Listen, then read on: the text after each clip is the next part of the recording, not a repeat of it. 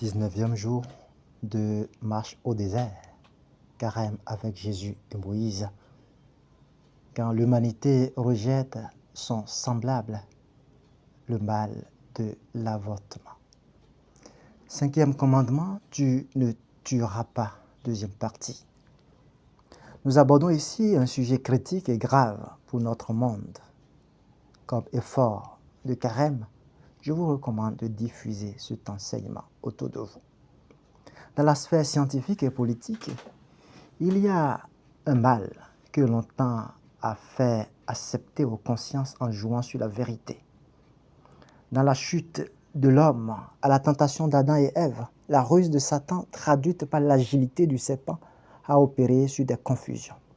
Le mensonge pour travestir la vérité. Le malin avance des demi-vérités pour enfoncer l'esprit dans les ténèbres. La même approche est adoptée sur le drame silencieux de l'avortement. À l'aurore de la vie, des millions d'enfants sont supprimés. Le crime de sang le plus horrible de l'humanité, la guerre silencieuse et la plus dramatique est subie par des innocents. Selon les statistiques de l'OMS, en 2025, il y a environ 73 millions d'avortements provoqués par an. Cela correspond à environ 200 000 avortements par jour, soit 2,3 avortements par seconde.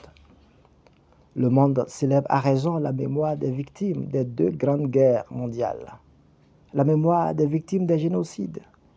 Mais ce drame infanticide d'avortement est brandi comme un droit, celui de tuer sans état d'âme.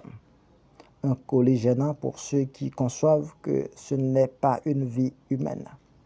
Un fardeau de conscience à l'autel de l'égoïsme pour ceux qui acceptent la compromission de la douloureuse séparation. Un assujettissement à maman pour ceux qui vendent leur âme à l'argent au même prix que le sang des guerres et des narcotrafics sur fond de profit avec des vendeurs d'âmes et des hommes cupides et véreux. Ce mal, hélas, se joue dans le sein maternel comme le premier crime de sang est venu du frère de sang. L'Église refuse cette complicité silencieuse et cette barbarie des civilisations oppressantes et dominantes sur la conscience humaine. Notre Église mère affirme dans sa déclaration sur l'avortement provoqué que dès que l'ovule est fécondé, se trouve inaugurée une vie qui n'est ni celle du père ni celle de la mère, mais d'un nouvel être humain qui se développe par lui-même et ne sera jamais rendu humain s'il ne l'est pas dès lors, dès cet instant. Ainsi, dès la fécondation est commencée l'aventure d'une vie humaine, dont chacune des grandes capacités demande du temps pour se mettre en place et se trouver prête à agir.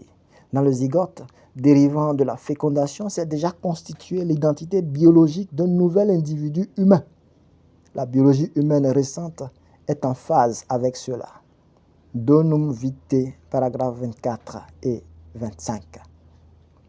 Avant même de te façonner dans le sein de ta mère, je te connaissais. Avant que tu viennes au jour, je t'ai consacré. J'ai fait de toi un prophète pour les nations. Jérémie 1, verset 5. Ainsi parlait Dieu à Jérémie, le prophète. L'homme est sur terre l'unique créature que Dieu a voulu pour lui-même. Et l'âme spirituelle de tout homme est immédiatement créée par Dieu. Tout son être porte l'image du Créateur. La vie humaine est créée parce que dès son origine, elle comporte l'action créatrice de Dieu et demeure pour toujours dans une relation spéciale avec le Créateur, son unique fin. Dieu seul est le maître de la vie, de son commencement à son terme. Personne en aucune circonstance ne peut revendiquer pour soi le droit de détruire directement un être humain innocent. Donum Vitae, paragraphe 16 à 20. Nous sommes au désert avec Jésus et Moïse. La voix de Satan qui vient tenter Jésus est la même qui anime ses paroles contre la vie innocente dans le sein maternel. Il n'y a aucun bonheur dans le sang versé d'un enfant qui souffre du rejet de ses semblables, qui nie son identité.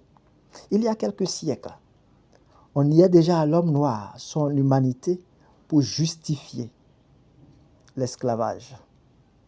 Réveillez-vous.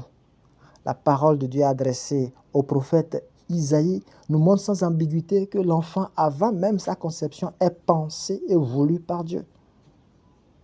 L'homme et la femme sont un relais de la vie voulue et donnée par Dieu. Une femme est allée à Padre Pio, prêtre de Jésus-Christ, et a avoué qu'elle avait eu un avortement.